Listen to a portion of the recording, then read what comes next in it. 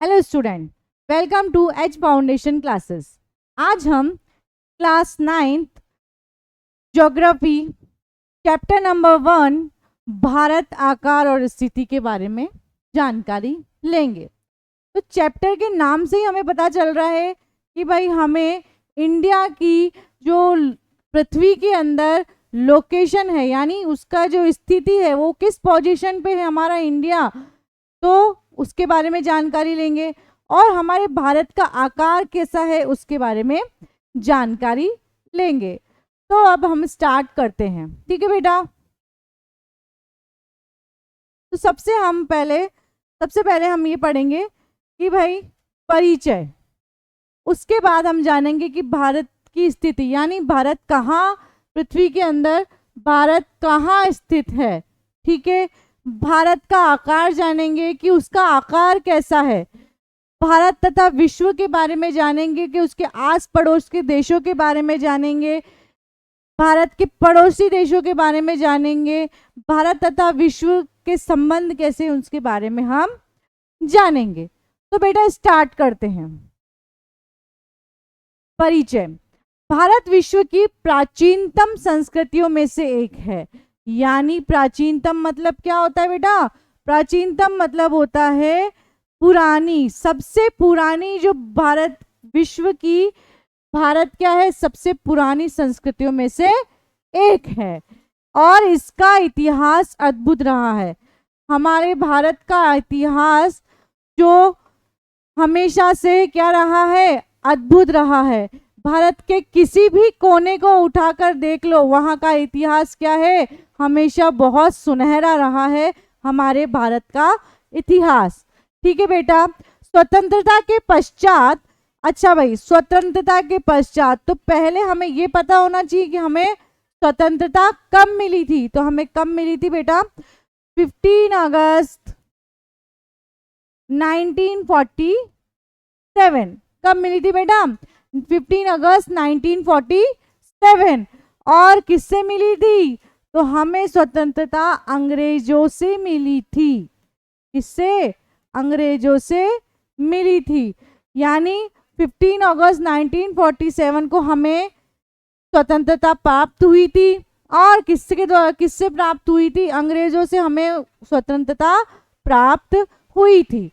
तो हमारे जो वीर थे, वीरांगनाएं थी, उनके द्वारा हमें स्वतंत्रता प्राप्त हुई थी।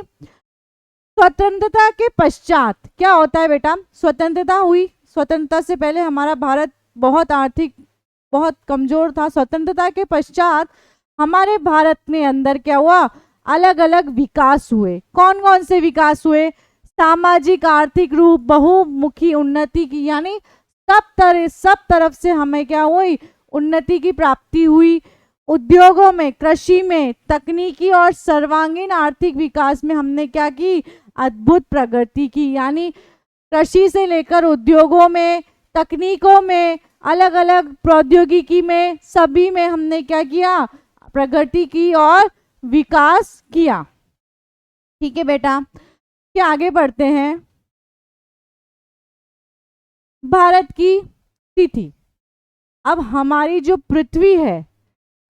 पृथ्वी है उसके ऊपर हमारे भारत की स्थिति कैसी है, कहाँ है, तो इसके बारे में हम पढ़ेंगे। तो कैसे पढ़ेंगे बेटा? कि भाई हमने ये मान लिया कि ये एक हमारी पृथ्वी है। तुमने अपने प्रिंसिपल्स के रूम में, ऑफिसेज में देखा होगा कि भाई वहाँ पे ग्लोब रखा होता है।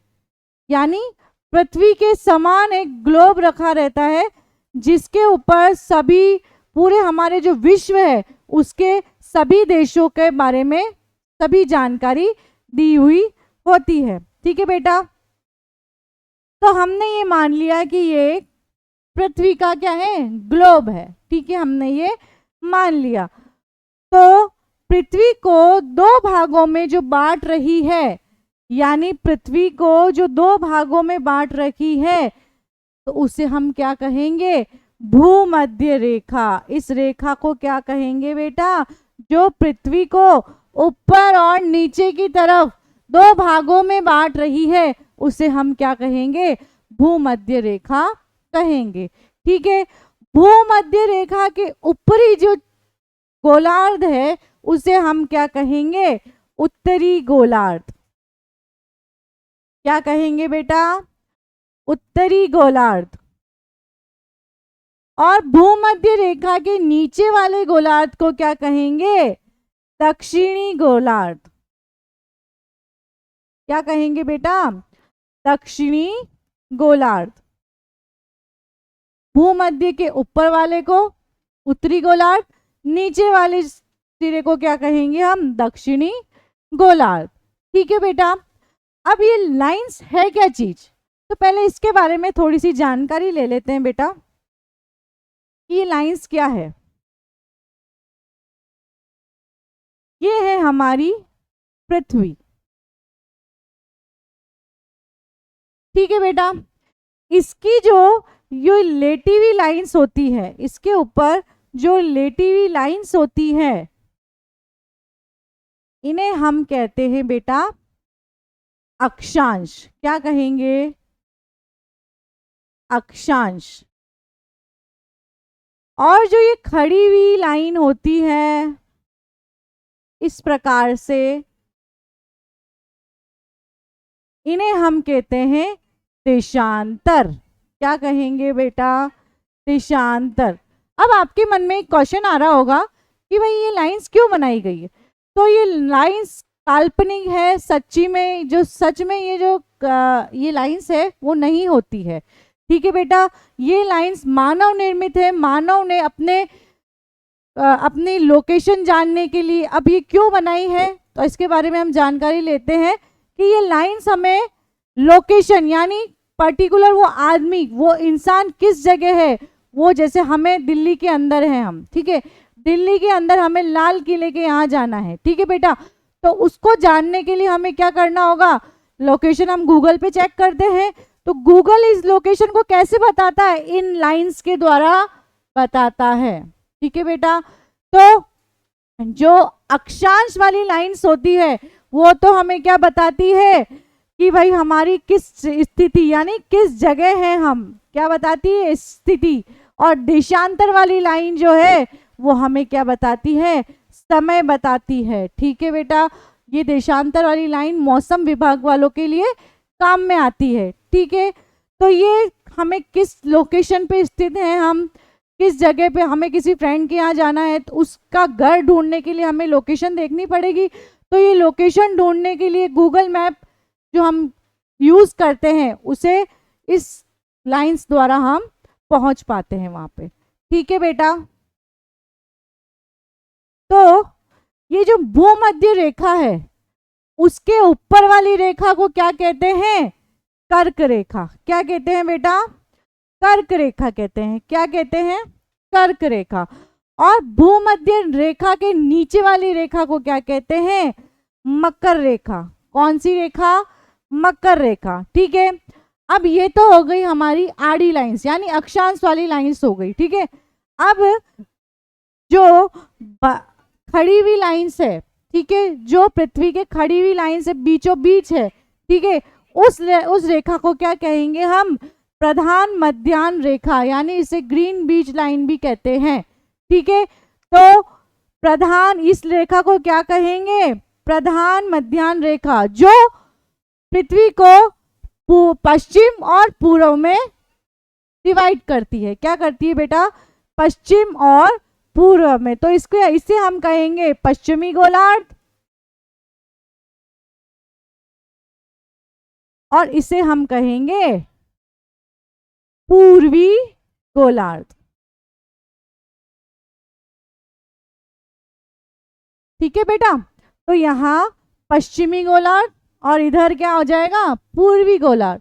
अब हमें पूछा जाए कि हमारा भारत कहाँ स्थित है, तो यानी भारत कहाँ स्थित है? भूमध्य रेखा के ऊपर है, यानी भूमध्य रेखा के ऊपर यानी उत्तर की साइड है, और प्रधान मध्याह्न रेखा के पूर्व यानी पूर्व की साइड है। तो यानी अपन क्या कहेंगे? हमारा जो भारत है वो कहाँ स्थित है बेटा? हमारा भारत उत्तर पूर्वी गोलार्ध में स्थित है। अगर क्वेश्चन आ जाता है कि हमारे भारत की स्थिति क्या है, हमारा भारत कहाँ स्थित है, तो हम क्या कहेंगे बेटा कि उत्तर पूर्वी गोलार्ध में स्थित है। ऐसा क्यों हुआ? क्योंकि भूमध्य रेखा वाले भूमध्य के रेखा के ऊपर वाले हिस्से को अपन उत्तर कहते हैं और प्रधान मध्याह्न रेखा वाले हिस्से को अपन पूर्व कहते हैं, तो यानी उत्तर पूर्वी गोलार्ध। ठीक है बेटा। उसके बाद हम पढ़ेंगे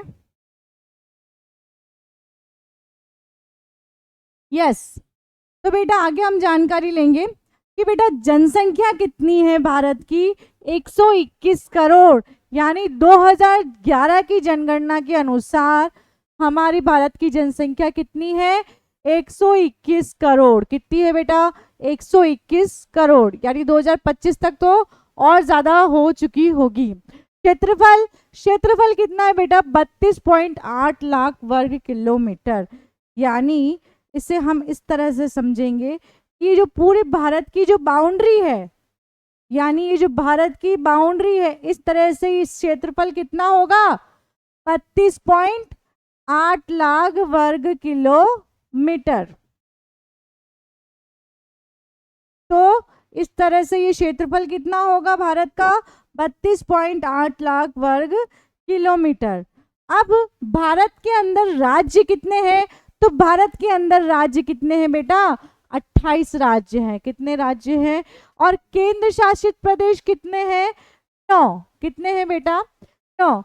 अब हम पढ़ेंगे कि भाई विश्व के कुल भौगोलिक क्षेत्रफल का प्रतिशत, यानी विश्व के अंदर भारत का जो भौगोलिक क्षेत्रफल है उसका प्रतिशत कितना है, यानी कितना प्रतिशत क्षेत्रफल है हमारे भारत का विश्व के अंदर?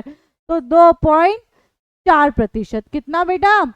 यानी पूरे विश्व, पूरा जो हमारा विश्व है उसके अंदर जो भारत का क्षेत्रफल है उसका प्रतिशत कितना है?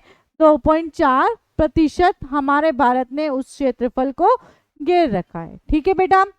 विश्व के कुल जनसंख्या में प्रतिशत, जनसंख्या कितनी हमारी? 17.5 विश्व के अंदर। दूसरे नंबर का देश आता है हमारे भारत जनसंख्या के अंदर। तो विश्व के अंदर कुल जनसंख्या में प्रतिशत 17.5% होगा। जनसंख्या के अनुसार भारत का स्थान कौन सा है बेटा? दूसरा। कौन सा स्थान है? दूसरा। क्षेत्रफल के अनुसार भारत का स्थान कौन सा है? 7वां। अब ये क्या चीज है क्षेत्रफल के अनुसार? तो बेटा क्षेत्रफल के अनुसार भारत से पहले 6 राज्य हैं। सबसे ज्यादा क्षेत्रफल किसका है बेटा? रूस का। उसके बाद है कनाडा, उसके बाद है सऊदी अमेरिका, उसके बाद है चीन, ब्राजील, ऑस्ट्रेलिया, और उसके बाद आता है हमारा भारत। उसके बाद आता है हमारा भारत। तो भारत कौन से नंबर पे हुआ? 7वें नंबर पे। अगर क्वेश्चन आ जाता है कि बेटा भारत से पहले जो बड़े देश हैं उनके नाम बताइए, तो कौन कौन होंगे बेटा? भारत से बड़े देश कौन कौन से होंगे? फर्स्ट हो जाएगा हमारा रूस। ठीक है, जिसका प्रतिशत कितना था? 17.9 था। उसके बाद कनाडा, उसके बाद कौन है?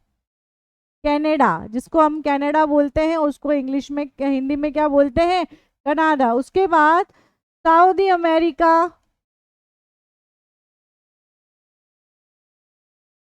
इसका कितना है? इसका है बेटा 9.83। उसके बाद है चीन, ब्राजील, ऑस्ट्रेलिया। उसके बाद कौन है? चीन, ब्राजील,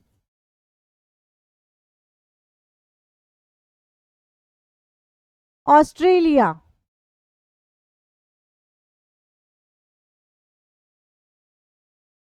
यानी भारत से बड़े क्षेत्रफल के अनुसार, किसके अनुसार? क्षेत्रफल के अनुसार भारत से बड़े कौन कौन से राज्य हैं? तो ये है रूस, कनाडा, सऊदी अमेरिका, चीन, ब्राजील और ऑस्ट्रेलिया। के बाद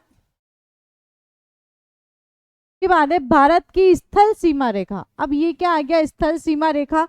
तो स्थल सीमा रेखा में हम ऐसे पढ़ेंगे, यानी स्थल मतलब होता है मैदानी क्षेत्र, तो मैदानी क्षेत्र वाली सीमा रेखा यानी यहां से लेकर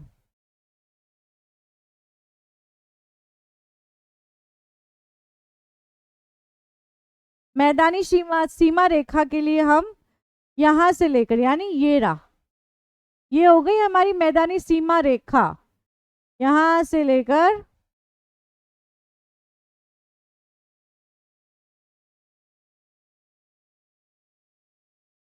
यहां तक, इस पश्चिम से लेकर पूर्व तक, यानी गुजरात का उत्तर और पश्चिम बंगाल का पूरा पार्ट आ रहा है, तो उसे हम क्या कहेंगे कि ये हमारी सीमा रेखा कितनी है। तो भाई हमारी सीमा रेखा है 15,200 किलोमीटर। तो स्थल सीमा रेखा कितनी हो गई अपनी, 15,200 किलोमीटर। स्थल वाली कितनी हो गई, 15,200 किलोमीटर।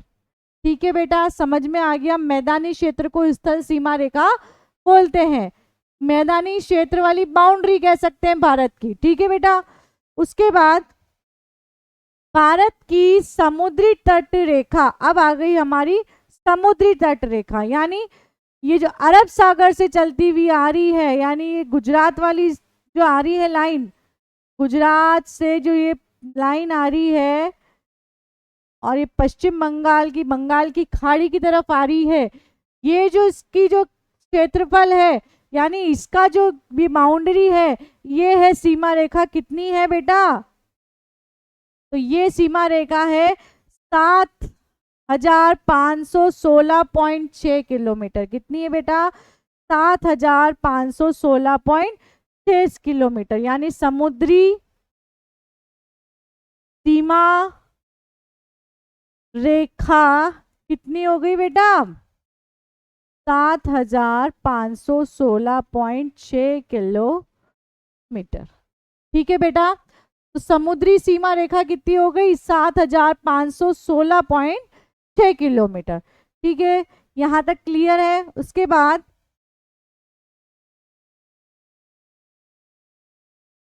बाद है हमारी भारत की मानक याम्योत्तर रेखा। अब ये कौन सी रेखा आ गई भाई, तो भारत की मानक याम्योत्तर रेखा इससे पढ़ेंगे हम। तो ये जो भारत के अंदर उत्तर प्रदेश के मिर्जापुर, कौन से, उत्तर प्रदेश के मिर्जापुर जो जिला है उससे निकलती हुई ये जो रेखा आ रही है, ये क्या है, मानक याम्योत्तर रेखा है। क्या है बेटा, मानक याम्योत्तर रेखा। ये वाली रेखा को हम क्या कहेंगे, मानक याम्योत्तर रेखा। ठीक है बेटा, उत्तर प्रदेश के, मैं इसमें लिखवा देती हूँ, ये कहाँ पर है, कहाँ पे आती है हमारे भारत के अंदर, उत्तर प्रदेश के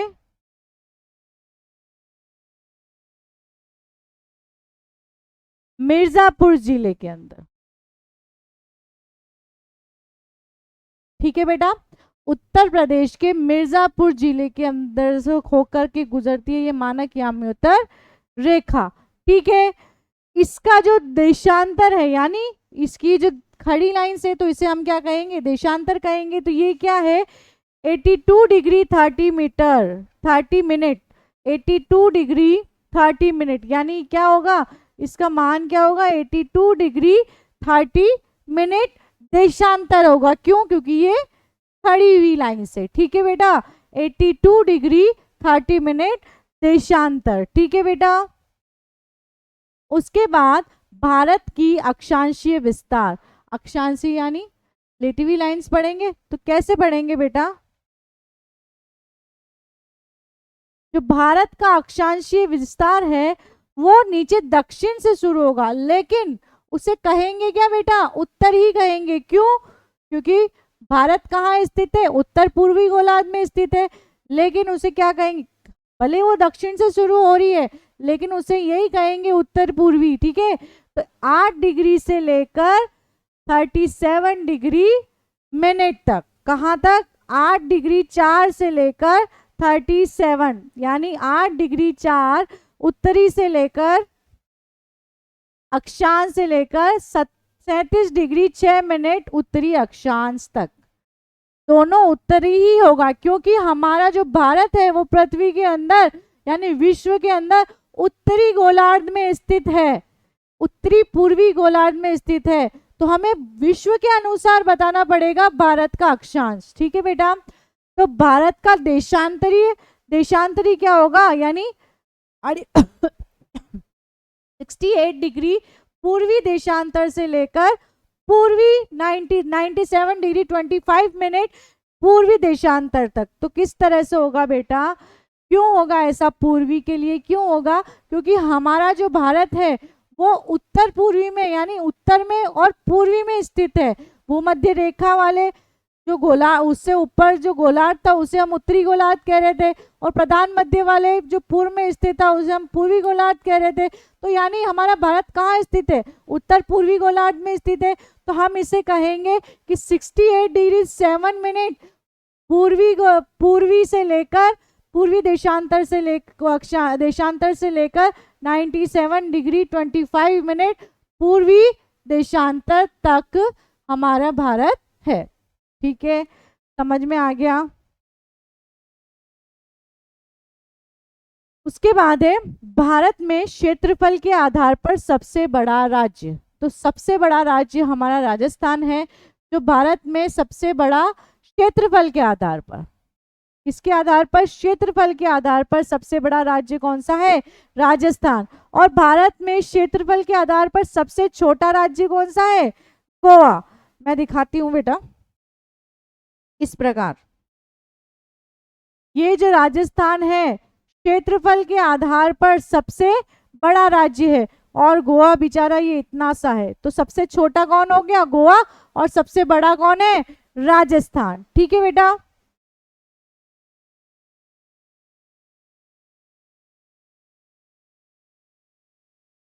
भारत की उत्तर से दक्षिण तक लंबाई, यानी भारत की उत्तर से दक्षिण तक लंबाई, ये जो लंबाई है भारत की उत्तर से ऊपर से यानी उत्तर यानी ऊपर, ऊपर से लेकर दक्षिण तक लंबाई कितनी है बेटा? 3214 किलोमीटर। कितनी है? 3214 किलोमीटर। और पूर्व से लेकर पश्चिम तक, पूर्व से लेकर पश्चिम तक की जो हमारी लंबाई चौड़ाई है उसे हम कितनी होगी? वो है 2933 किलोमीटर, यानी 2933 किलोमीटर। उत्तर से दक्षिण तक की कितनी है? 3214। और पूर्व से पश्चिम तक की कितनी है? 2933 किलोमीटर। अब जो पूर्व में और पश्चिम में के अंदर जो टाइम का डिफरेंस है, यानी जो टाइम होगा वो 2 घंटे, यानी पूर्व में 2 घंटे पहले का टाइम चलेगा और पश्चिम में 2 घंटे लेट का टाइम चलेगा। क्यों? क्योंकि पूर्व के अंदर क्या आ रही है? मानक याम्योत्तर रेखा आ रही है। इस वजह से हम कह सकते हैं कि पूर्व का जो टाइम है 2 घंटे पहले होगा और जो पश्चिम का टाइम है 2 घंटा लेट होगा। ठीक है बेटा।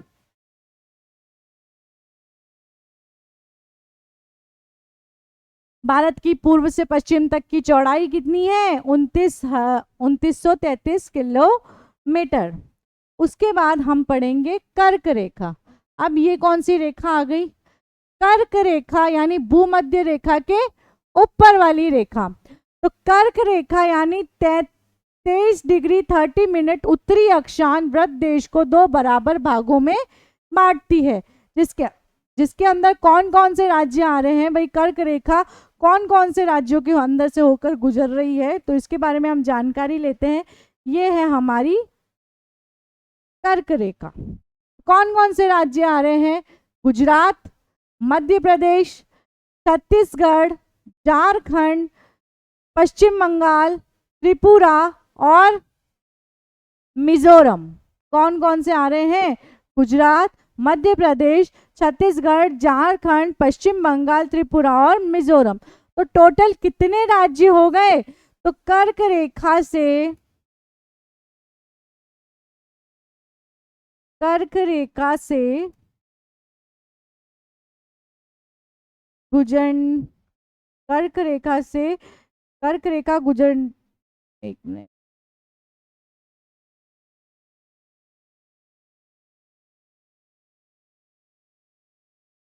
कर्क रेखा कुल 8 राज्यों से होकर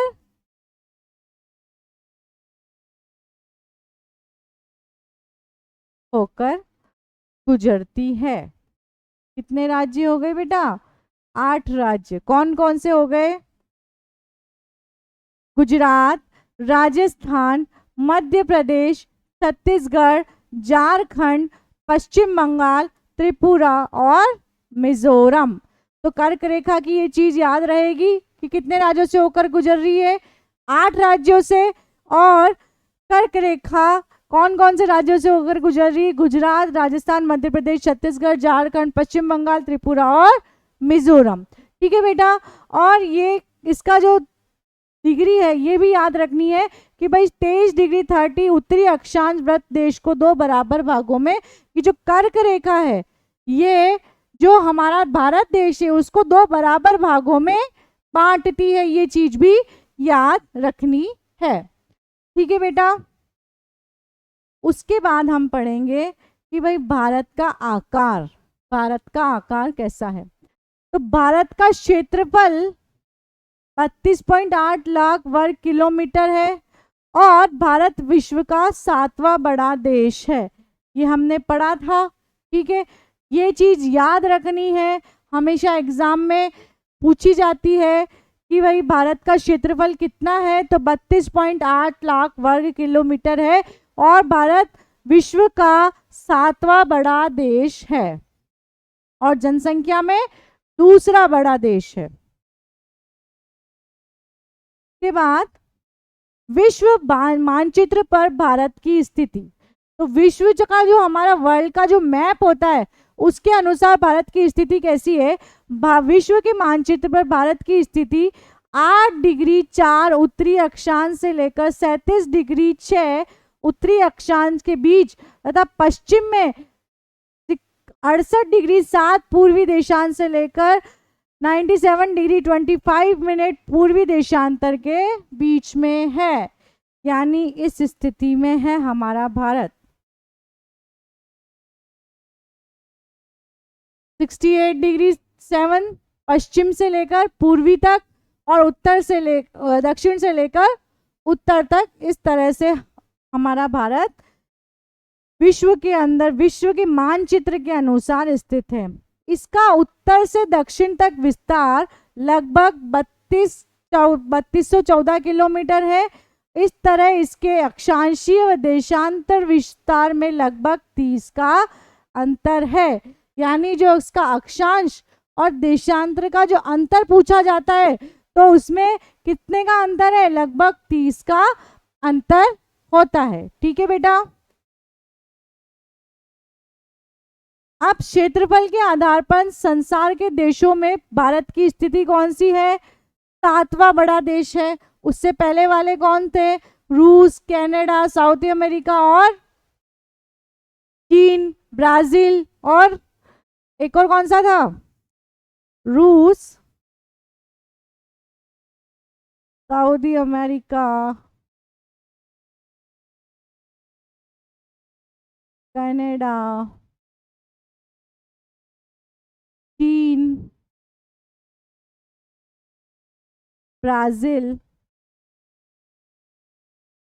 तो भारत के भारत से बड़े कौन कौन से राज्य हैं? रूस, संयुक्त राष्ट्र अमेरिका, कनाडा, चीन, ब्राजील और ऑस्ट्रेलिया।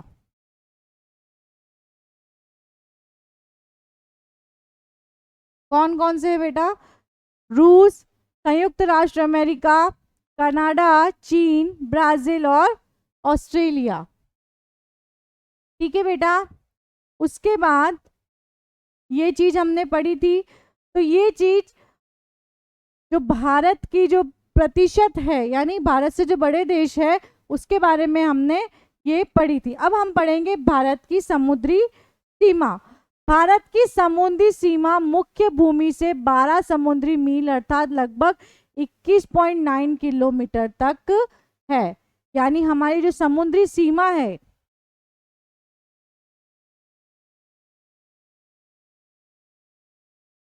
ये जो सीमा है हमारी,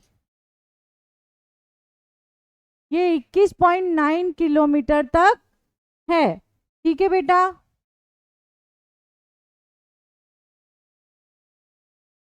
आंध्र प्रदेश की अमरावती, असम की दिसपुर, बिहार की पटना, छत्तीसगढ़ की रायपुर, झारखंड की है हमारी रांची, गुजरात की है गांधीनगर, हरियाणा की चंडीगढ़, हिमाचल प्रदेश की शिमला, कर्नाटक की बेंगलुरु, नागालैंड की कोहिमा, ओडिशा की भुवनेश्वर, पंजाब की चंडीगढ़, राजस्थान का जयपुर, सिक्किम गंगटोक, तमिलनाडु की चेन्नई। इसमें से एक क्वेश्चन तो आएगा ही आएगा, पक्का है एग्जाम में। इसमें से एक या दो क्वेश्चन फिक्स है। ठीक है बेटा। उत्तर प्रदेश की लखनऊ, पश्चिम बंगाल की कोलकाता, मध्य प्रदेश की भोपाल, महाराष्ट्र की मुंबई, मणिपुर की इम्फाल, मेघालय की शिलांग, अरुणाचल प्रदेश की ईटानगर, गोवा पणजी, मिजोरम आइजोल, उत्तराखंड देहरादून और तेलंगाना हैदराबाद। एक चीज याद रखना बेटा, हमारा जो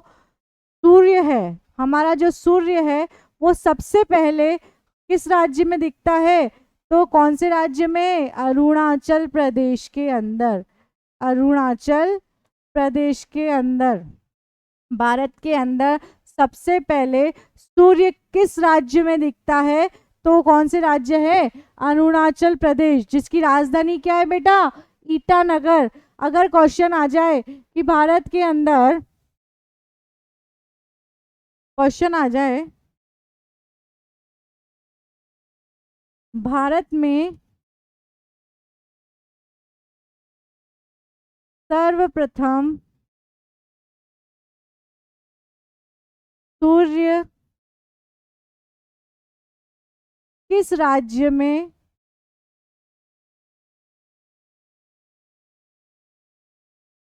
दिखाई देता है?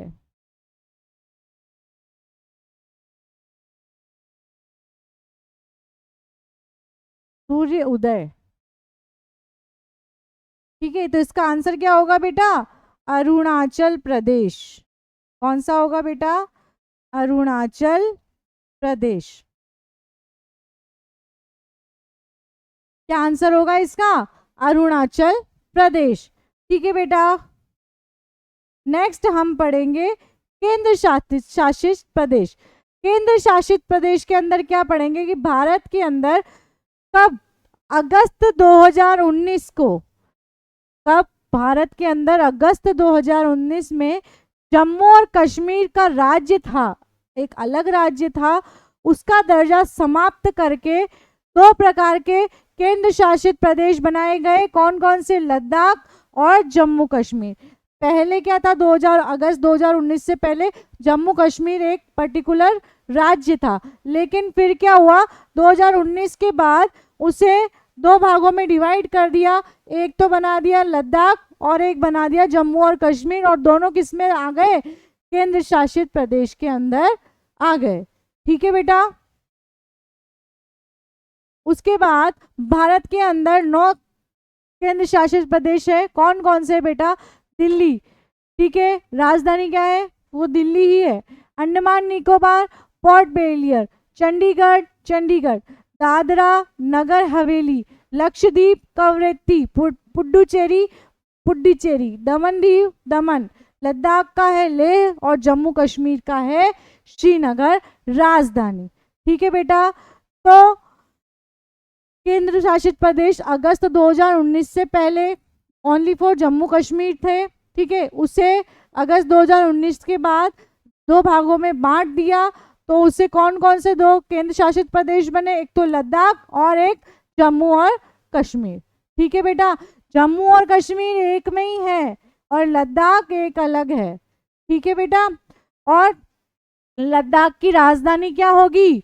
अगर पूछ लिया जाए कि भाई दोनों केंद्र शासित प्रदेश जो जिसका दो भागों में अगस्त 2019 को जिसे दो भागों में बांट दिया, बराबर भागों में बांट दिया गया, कौन से केंद्र शासित प्रदेश हैं वो? लद्दाख और जम्मू कश्मीर। तो इनकी राजधानी बताइए, तो लद्दाख की क्या होगी? लेह, और जम्मू कश्मीर की क्या होगी? श्रीनगर। ठीक है बेटा, उसके बाद हम पढ़ेंगे भारत में क्षेत्रफल के आधार पर सबसे बड़ा एवं छोटा राज्य। सबसे बड़ा तो कौन सा होगा बेटा? राजस्थान, हमने पढ़ा था। और सबसे छोटा राज्य कौन सा होगा? गोवा। ठीक है बेटा, क्षेत्रफल के आधार पर। अब भारत के हम पढ़ेंगे पड़ोसी देश। तो भारत के पड़ोसी देश कौन कौन से हैं बेटा? सबसे पहला है पाकिस्तान, अफगानिस्तान, चीन, नेपाल, बांग्लादेश, म्यांमार और भूटान। ठीक है बेटा, ये तो हो गए भारत अपनी सीमाएं पाकिस्तान, अफगानिस्तान, चीन, नेपाल, बांग्लादेश, म्यांमार और भूटान के साथ साझा करता है। किस तरह, ये हम देखते हैं।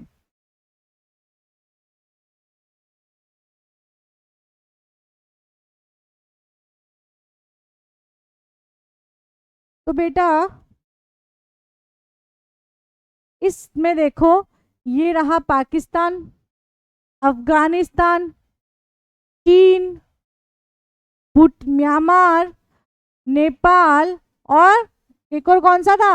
भूटान, बांग्लादेश और भूटान। ठीक है बेटा, तो ये कौन कितने राज्य हो गए? 1 2 3 4 5 6 7 और 8 देश हो गए। ठीक है बेटा, उसके बाद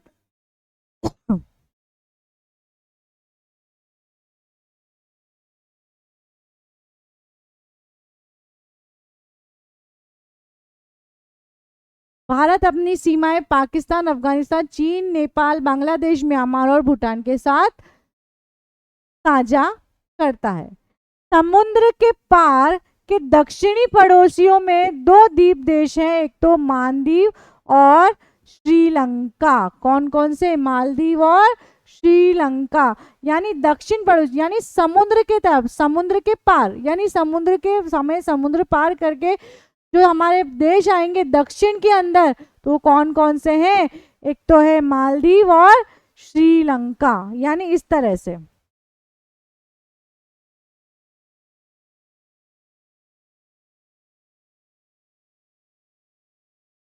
यहाँ ये जो समुद्र के जो आसपास है, यानी समुद्र के आसपास कौन कौन से जो हैं, कौन कौन से द्वीप हैं? एक तो श्रीलंका है और एक कौन सा है? मालदीव है। ठीक है, दो देश हैं ये। ठीक है बेटा, उसके बाद हम पढ़ेंगे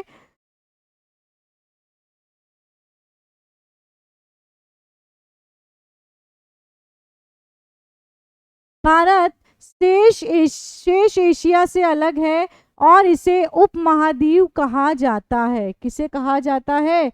भारत को उपमहाद्वीप कहा जाता है।